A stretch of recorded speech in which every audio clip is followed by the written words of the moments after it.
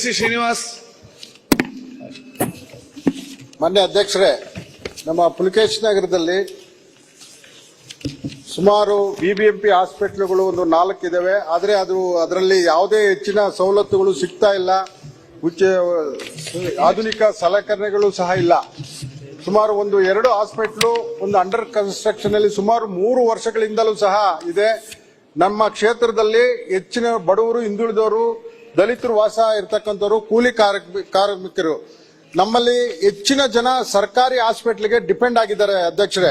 ಆದ್ರಿಂದ ನನ್ನ ಕ್ಷೇತ್ರದಲ್ಲಿ ಒಂದು ಮಲ್ಟಿ ಹಾಸ್ಪಿಟಲ್ ಬೇಕಾಗಿದೆ. ಈಗಾಗಲೇ ನಾನು ನಮ್ಮ ಉಪಮುಖ್ಯಮಂತ್ರಿಗಳ ಹತ್ರ, ಆರೋಗ್ಯ ಮಂತ್ರಿ ಹತ್ರ ನಾನು ಬೇಡಿಕೆ ಇಟ್ಟಿದ್ದೀನಿ. ದಯವಿಟ್ಟು ಇದಕ್ಕೆ ಈಗ ಅರ್ಧಂಬರ್ಧ ಆಗಿರೋ ಹಾಸ್ಪಿಟಲ್ ಹೈಟೆಕ್ ಹಾಸ್ಪಿಟಲ್ ಆಗಿ ಹೆಚ್ಚಿನ ಒಂದು ಅನುದಾನ ಕೊಟ್ಟು ನಿರ್ಮಿಸಿ ಕೊಡಬೇಕಂತ ನಾನು ಉಪಮುಖ್ಯಮಂತ್ರಿಗಳಲ್ಲಿ ಕೇಳ್ಕೊಂತೀನಿ.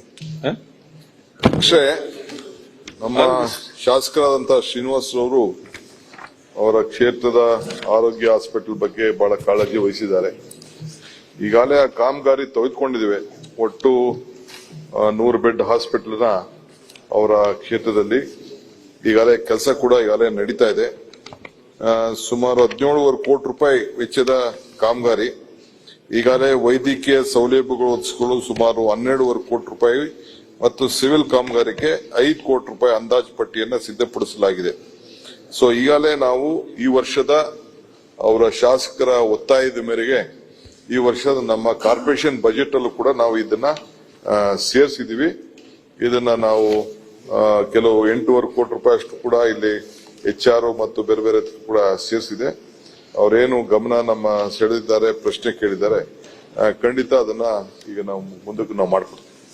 ನಾನು ತುಂಬಾ ಧನ್ಯವಾದಗಳು ಹೇಳ್ತೀನಿ ನಮ್ಮ ಉಪಮುಖ್ಯಮಂತ್ರಿಗಳಿಗೆ. ಯಾಕಂದ್ರೆ ನನ್ನ ಕ್ಷೇತ್ರ ಹೆಚ್ಚಿನ 80 ಭಾಗದಷ್ಟು ಜನ ನಮ್ಮ ಸರ್ಕಾರಿ ಹಾಸ್ಪಿಟಲ್ ನಂಬ್ಕೊಂಡಿರೋದ್ರಿಂದ ನಮ್ಮ ಉಪಮುಖ್ಯಮಂತ್ರಿಗಳು ಇದನ್ನ ಅನೌನ್ಸ್ ಮಾಡೋದಕ್ಕೆ ನಾನು ಅವರಿಗೆ ಧನ್ಯವಾದ ತಿಳಿಸ್ತೀನಿ.